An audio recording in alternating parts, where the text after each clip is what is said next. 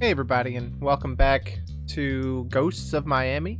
So we're still looking for our good old friend Melanie Schrader, and we've decided where we're going to go. We're going to go to the Canary, to her office or her job at the drag club, to see if they know anything more. That may be a mistake because we've already called them. But, let's do it. The Canary. Even with the AC blasting, the air feels heavy and wet. People here are thick and real. When there's a great performance here in the Canary, you can feel the whole place pulse. You can taste it in the air. It's there all the time, even before the show, when everyone's when everyone's rehearsing. The bar staff hang on every moment. They interrupt their prep work to applaud the queens and kings. 3 waitresses in platform heels walk by, and I don't know their faces. It strikes me suddenly that I don't know anyone here. Hello? We talked to you on the phone? Why, hello there, Alice. Is my name Alice? My name's Cello? Oh, I get it. I'm through the looking glass. Does that make you the Cheshire Cat? You certainly have a big, beautiful smile. A big, beautiful everything, if I do say so myself. That's why they call me Big Vanessa. There was a small Vanessa once. She was delicious. Okay, I see. That's the sense of humor we have, right? Big Vanessa, the queen of Overtown, and the proprietress of a nasty, beautiful drag review called The Canary. Nasty Beautiful. Nice to meet you, Big Vanessa. I'm here investigating one of your employees. Whoops! I just felt my lips slam shut. My mouth, too. If you're looking for a canary, none of my girls will sing. They're shitty singers anyhow. So most of them lip sync. Is it Canary? Or is it really Canary? Yeah, Canary. I mean, you did say Canary. That's what I was wondering. Was this outfit called the Canary? But no, it's the Canary. Oh, no. I'm not here to find a snitch. I was hired to look for a friend of mine, Melanie Schrader. When I say that name, Big Vanessa's swagger slips away. She closes the distance between us and grips my shoulders hard enough to hurt. She stares at me, and I stare back, examining the deep creases beneath her eyes, the evidence of long years and laughter and sadness. Are you a debt collector?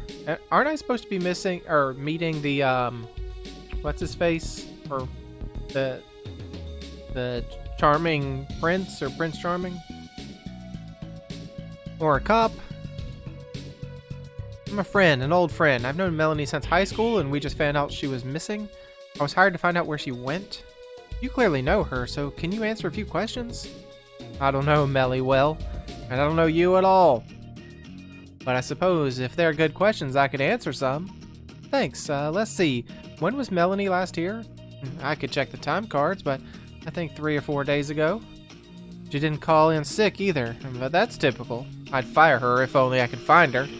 What do you mean, typical? Did Melanie disappear a lot? She wouldn't disappear exactly. Sometimes we get a call from a hospital or a rehab center. Once they called for a ride she called for a ride after the cops held her overnight. She and bartender who won't be named once drove to Orlando for an audition on a Friday night. So why didn't you fire her? It's a tough world. Here you have a good kid, there a bad employee. Canary would be far less interesting if I only hired good employees, yeah? Plus, my right-hand man is a big old softy. He and Melly are close. Whenever she's on the chopping block, he comes to the rescue. Was that frustrating for you? Eh, I see it all the time. These skinny kids who love the music and the makeup and the lifestyle. It's hard to live like this, though. Harder than they think. Better than it used to be, though. A decade ago, the cops would bust in, hunting down draft dodgers and homosexuals. I can open the Canary every night knowing that most of the cops are busy playing Don Johnson out on the beach. Melly's still at it rough, though. Worse than most. Even if you get paid for 5 shifts a week, 2 on Saturday, you need that extra cash. Even the best of us need tips and tricks to pay the rent. Do you know how exactly Melanie was making up the difference? A fella here might know her better. He's due up for rehearsal now if you want to wait a minute. Is it Prince Charming? Sure, I got some time. The bass thumps and picks up a needling synth line. A smooth voice comes through the speakers. I recognize that voice. It's Prince, When Doves Cry. And there he is, swaggering on the stage, his hips lean and shoulders square, mouth moving as if the words are coming through him. It's Prince Charming. Prince Charming. The club is empty, but maybe it's hard to see past those bright spotlights pointed at the club stage. Either way, Prince Charming doesn't look at me during his performance. He's light on his feet and pretty. A wave of sound comes from the overhead speakers, but I'm focused on Prince. Center stage, his mouth forming the words in perfect unison. The illusion is incredible. He ends the act with a slide on his knees, skidding to a stop just before the edge of the stage. I clap wildly and whistle, but the waitstaff is louder, pounding on the tables, creating a low roar. Prince, over here! Oh, Miss Martinez, it's a pleasure to see you again. Big Vanessa, this is Cello Martinez. She's on a noble quest to find our lost Melanie. So I hear. She's come to the Canary with questions for us. On my invitation. I'm glad you could make it. How's the search going? Melly wasn't the most popular waitstaff here, but folks are worried. Could we start there? What made her unpopular? Drugs. Bad attitude. The drugs gave her a bad attitude. She'd borrow cash from the other waiters and not return it. She'd buy coke from the bartenders, promising to pay out of her tips at the end of the night. And what? Sneak out without paying them? Or ask around for food money on top of it. And that was when she was sober. If she used at work, there was no telling how she'd react. Histrionics at the bar, or backstage, or in front of the customers. Vanessa. Yeah, I know I'm doing all the voices in weird order and, like, inconsistently. Whatever, sue me. I know. There was a sickness inside of her, and she tamped it down with booze and drugs and starvation and late nights. But she needed healing, and there was none for her. And that's sad as hell. But I can't derail my business to heal all the white girls who'd rather dope up in my bathroom than eat food at my bar. On a bad night, we'd have to send Melly home early, before the crowd in here really gets going. The good servers can clear hundreds of dollars in tips, but no one can do a good job if we're understaffed. We miss orders, make mistakes, everyone loses. And what would Melanie do without the tips or the hours? What's your opinion on blatant criminal enterprises? Well, you just told me that your bartenders deal coke and your waitstaff buys, so that's not real crime. What she means is, if we gave you a line on a woman who runs some prostitution, some drugs, some laundering, would you report us or her to the cops? Or not you. Never, I swear. Swear, depends on how bad it was.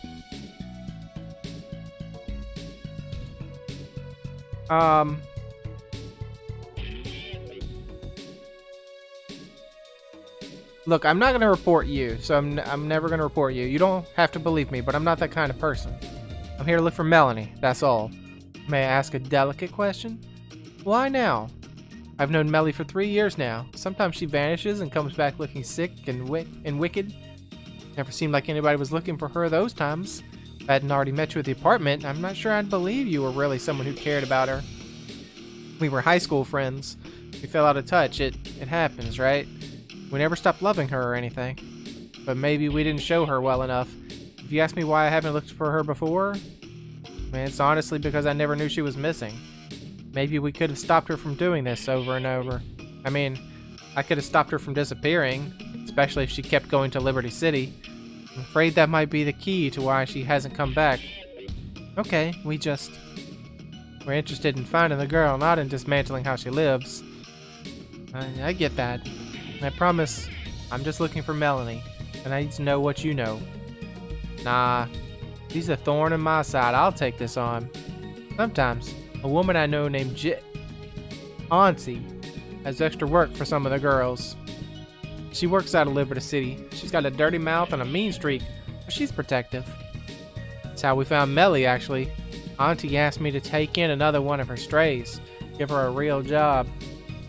So when Melanie gets desperate for cash, right, she went back to Auntie for work. for side work.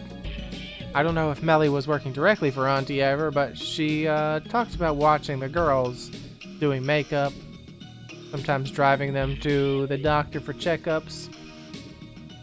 She was always good at contouring. They love her backstage. But girls, are you saying... Auntie turns girls out.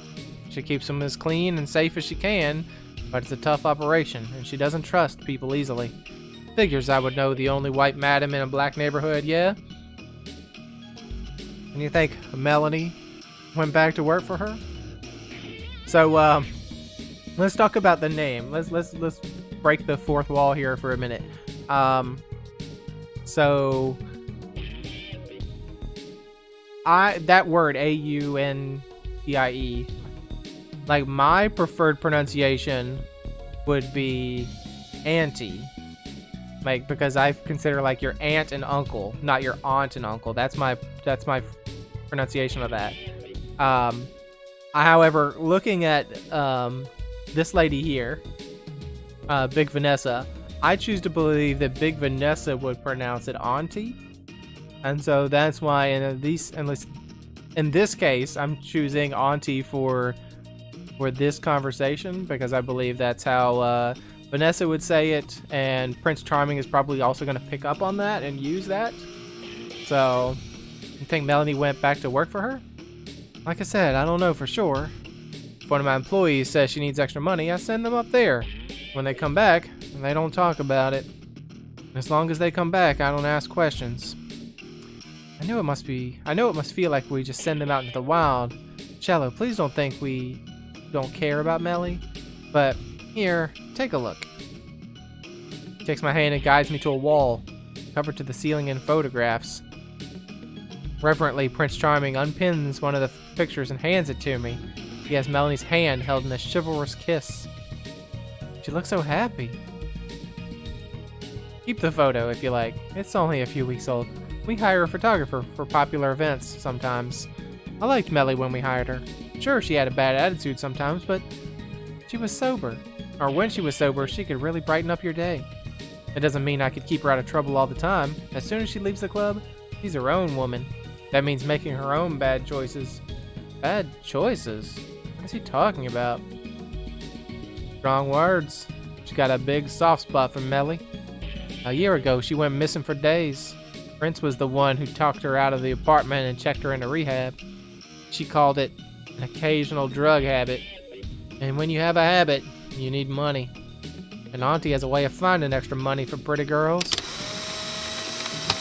Ah, that's why she said she had a date. That's right, she said date 1 a.m. or whatever. Melanie's life since high school has been desperate for work, money, or both. She was vulnerable and lonely. I have to go and talk to her. What is Auntie? I'm gonna say Auntie for cello. What does Auntie look like? She got a mean face, but she's always sucking on lemons. She's big, but I see that look. Not as big as me, obviously. Not as big, black, and beautiful in any way. Hey, we already talked to that lady once. She lied to us. Thanks for your help, Big Vanessa. I'll let you know if I find anything. Take care of yourself too, Miss Cello. I want to see you again under more pleasant circumstances. For what it's worth, so do I.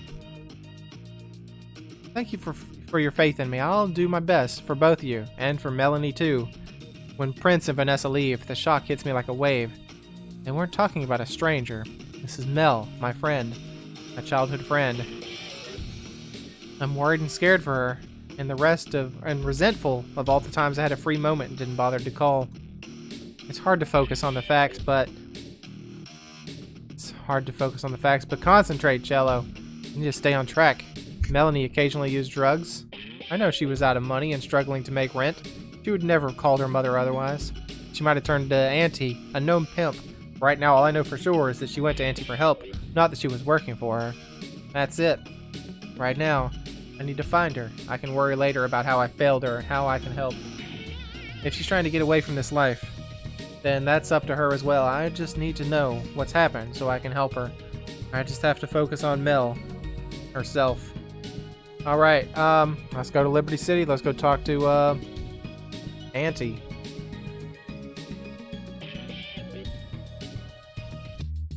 Before the cocaine cowboys took over South Beach, Liberty City was a nice neighborhood.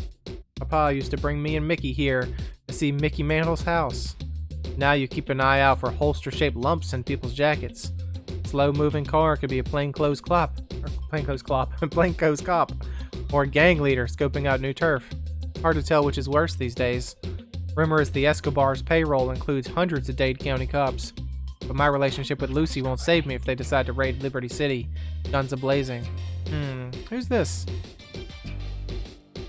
Have you lost something, ma'am? Huh? Who the hell are you? Rude. I'm here looking for a friend of mine. Do you know a Melanie Schrader? I heard she might be working around these parts. We've already talked to this lady. I'm not exactly a native, so I could really use the help. The name's Cello Martinez. Everyone around here calls me Auntie. You need more than help, Cello. Here's my advice. Get out of here before you get yourself in trouble.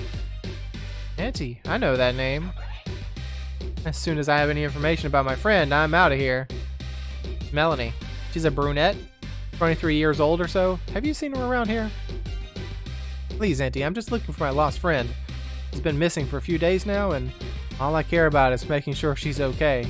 Look, you seem like a good kid.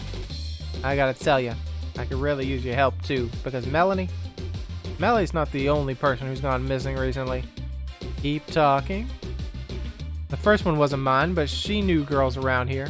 Helen, brunette, kept to herself. I knew it was happening, so I paid Melly to keep an eye on them, like she used to. The girls, they know the risk of working here, but they expect me to protect them. Then Yolanda. I was fond of her. She was a friend. Was. After the attack, Yolanda couldn't handle the city anymore. Decided to move back with her ma in Fort Lauderdale. And Melly, she was ambitious, happy to help. Always smiling. Right. There's no committee for people like me who do the things we do. We don't compare notes, though some folks work for gangs. Word got around. Melanie was one of 6 total, all brunettes on the taller side. Shit. 6 victims? That I know of. One girl tried to report it to the police and got laughed out of the district. A prostitute went missing? Big surprise. Come back when something interesting happens. Fuck those people. So what happened to Yolanda? Did she go to the hospital or anything? Psych ward. I bribed an orderly to sneak me in. Though he was a sniveling wreck. I bet he spilled the beans already. She didn't remember much. Said she was drugged. But she got an aunt. A real one. Who lives in Coral Gables. And she thinks she remembers some of the side streets from there. Huh. It's a nice part of town for a snatch and grab. Was she near La Saguarcera? Nah. Think more south. Bigger houses. Nicer streets. No offense. How does she know how nice the neighborhood was? That's the strange thing. Until she passed out. Yolanda said he was a perfect gentleman. Nice enough. Normal. Then a rag was over her face and this asshole packs her into the trunk of his car. She woke up at the hospital. The car was a red Chevy with a white top. With a trunk big enough for a tall woman.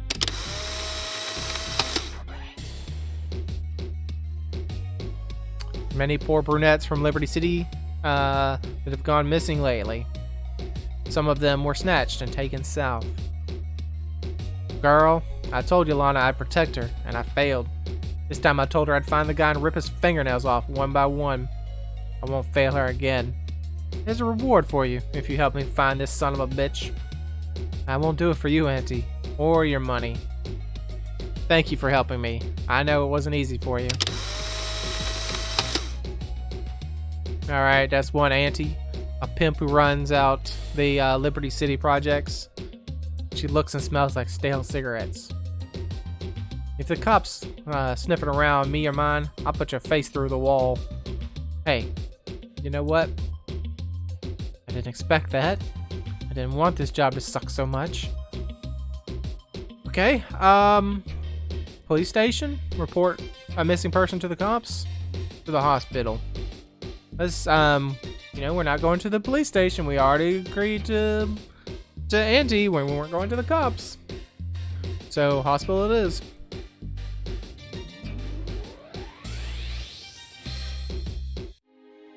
Miami General is always busy. It's not just nurses and patients anymore. After the riots a few years ago, every local hospital employed a whole company of complement of security guards. It's enough to make a girl nervous, even a law-abiding one. Scary to think that Melanie may have ended up here. Even scarier to think of how it might have happened. Hey girl, that's a heck of a frown you got on. Oh, thank heaven for you, Mr. EMT. Every time I'm here, it's like a maze. Help a girl out? I'm your man, Miss Detective. I assume you need more help with our filing system? Is that the best way to do it? I'm looking for someone who might have been the victim of an assault or shown up without ID. Okay, that narrows the field. Scoot on over this way. That's the biggest filing cabinet I've ever seen in my life. Impressive, huh? The nurses keep any suspicious looking charts over here. Attempted murder, domestic violence, child abuse, that kind of thing. The hospital administrator reviews them and reports likely victims to the authorities. Ah, here we are. Who are we looking for today? Her name is Melanie Schrader, spelled with an S-C-H. Dark hair, blue eyes, tall drink of water. She's been missing for 3 days, but I thought she might have wound up at the hospital. No Schrader here. We've got a few Jane Does here, but I can't tell you about any of them. Privacy regulations, you get me? There's a girl here who's close, but 5'2" isn't tall. Can you tell me why her file was flagged? I'm afraid not. Is it bad? Wait, the other girl. Something bad happened to her. I can tell. No, this doesn't. Hey, stop trying to peek. But you definitely noticed something. You think it could help me with my case? Maybe, yes, but... Can I ask you, do you think someone might have taken your friend Melanie? I think so, yes. Like, snatched her? She was almost 6 feet tall and scrappy. Not many people could grab someone like that off the street.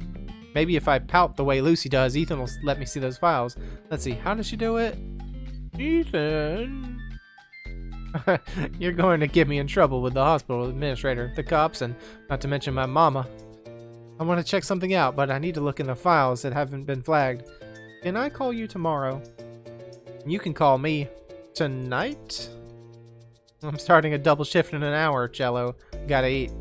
You're right, I'm starving. I'll hit you up tomorrow. I think my hunch is good. Better get a snack before I keep working, or else I'll be grumpy all day. There's nothing more I can do tonight. I better head home and collect my notes.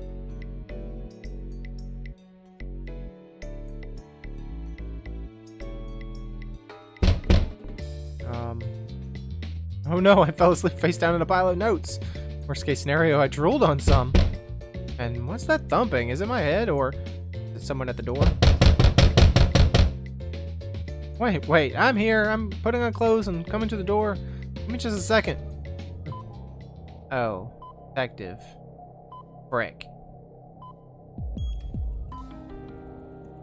Good morning, Cello. Can I come in?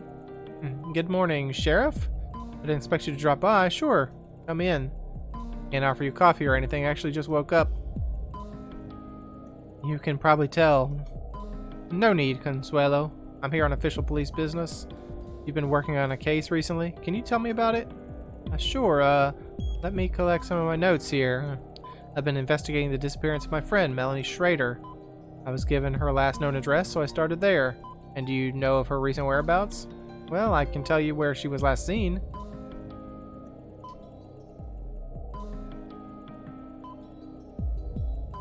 I mean... the Canary, a drag-themed nightclub. Liberty City, where she used to live. And the Bankside, the club where Lucy works. Was she last seen at the Canary? Or was she seen at Liberty City? I don't know the answer to that one, because I know that the... Did she go to the pimp after the last time that... I also said I wouldn't go to the cops on,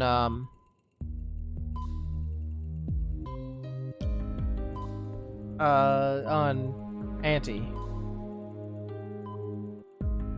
You know what? I'm gonna say that she was last seen at the Canary. Understood? Were you able to find her there? Sadly, no. I looked, but it seemed like she was into some desperate stuff. Still don't know how she could let it get this far, but beside the point. Hey, take it easy, Deputy. I know you've been worried about your friend, and I know it's hard to look for someone you love. You're not the only one. You're not the one under investigation, Cello. Yeah, because it feels like I'm being grilled right now. What else do you want to know? And what's this about, Detective? Well, I get that. We'll get to that in a minute. So Miss Schrader works as a waitress in a nightclub in Overtown that features drag queens. Hey, how did she end up in Liberty City after hours? Not positive, not yet. Do you need a minute? We can sit if you like. Why are you grilling me, Detective? No, I can power through this. You're doing great. I swear, though, from what I've found, she didn't sound like she would run away. She must be hurt, right? She must not be able to get back home.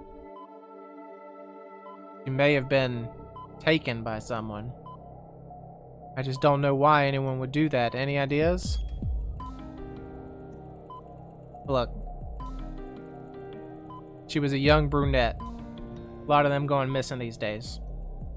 I don't think she was the only girl taken. There may have been other brunettes who disappeared, some who end up injured.